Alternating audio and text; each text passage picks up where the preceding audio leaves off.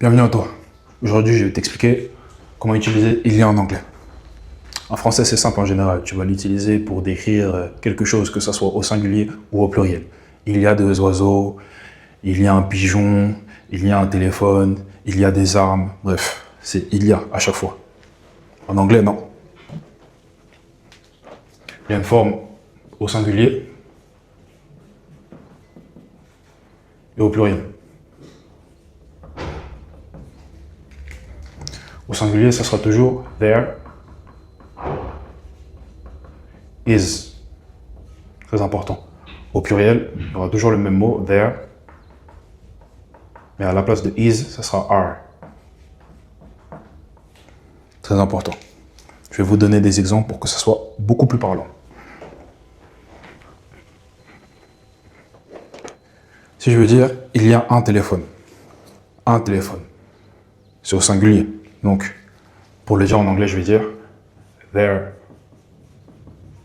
is a phone.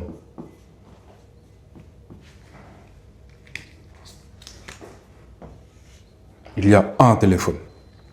Maintenant, si je veux dire il y a des téléphones, donc plusieurs téléphones, plus de deux, je vais reprendre la même forme de phrase, sauf qu'à la place de is, je vais mettre are. Et que c'est un déterminant qui revient à dire un ou une. Là, au pluriel, je vais le retirer et simplement mettre phone. Mais vu que c'est au pluriel, je vais rajouter s. Et le s en anglais se prononce à la fin des mots. Donc, there are phones. Voilà. Donc, retenez toujours.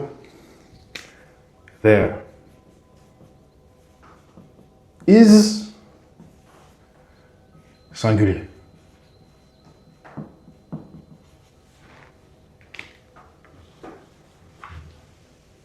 There are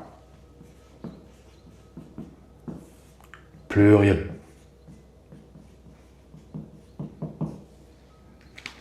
Voilà.